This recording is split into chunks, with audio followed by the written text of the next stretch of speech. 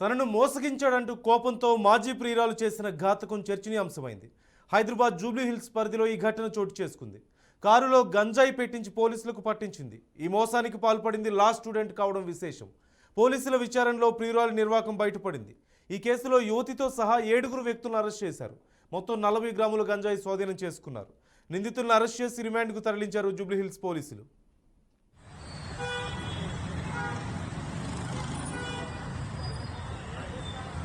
Madam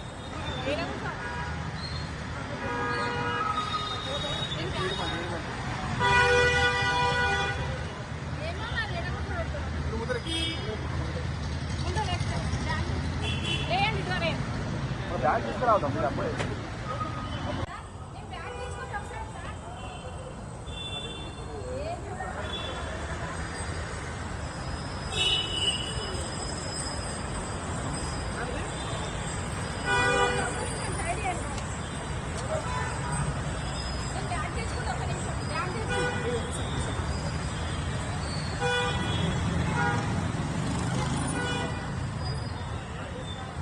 madam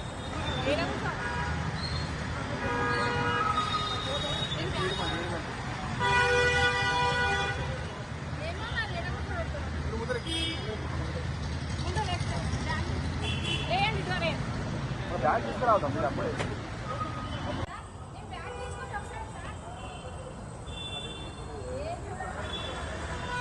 paper తీసుకురాలేదు తీసాది అన్నాను ఎందుకు చూడాల్సిన ఫోన్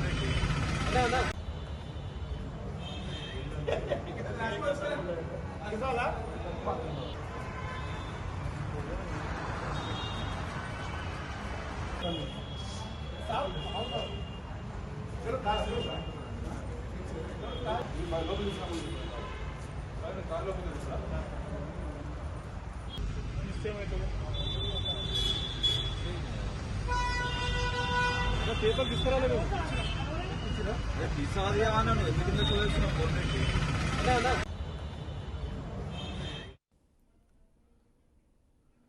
ఈ అంశానికి సంబంధించి పూర్తి సమాచారం మా ప్రతినిధి ప్రవీణ్ అడిగి తెలుసుకుందాం.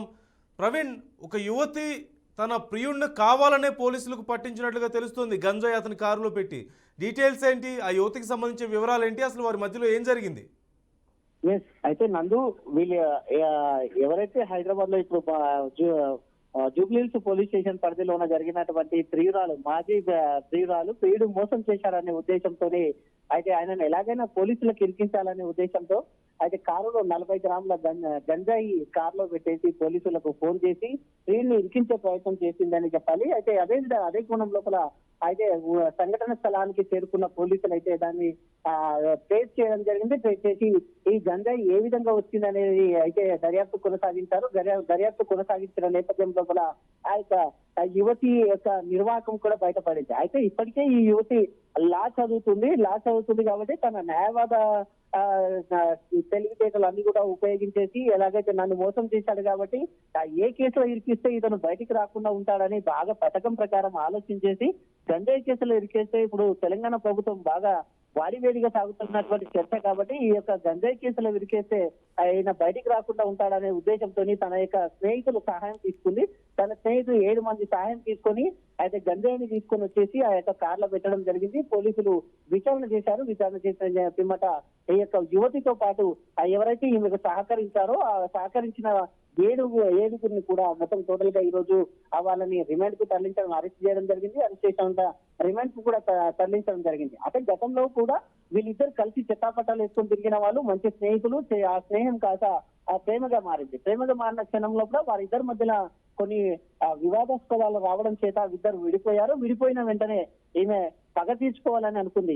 పగ అనుకునే క్రమం లోపలనే ఈ విధంగా అయితే డ్రగ్స్ తీసుకొని వచ్చేసి ఆయనని ఇరికితే ప్రయత్నం చేయగా అది బెడిసి కొట్టిందని చెప్పాలి. Right, thank you Praveen.